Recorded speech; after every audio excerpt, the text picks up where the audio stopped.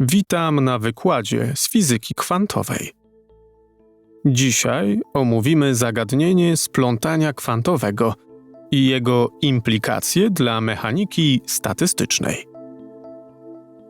Splątanie kwantowe to zjawisko, w którym dwa lub więcej obiektów kwantowych, takich jak cząstki elementarne, atomy czy fotony, tworzy stan kwantowy, który nie może być opisany jako suma stanów poszczególnych obiektów.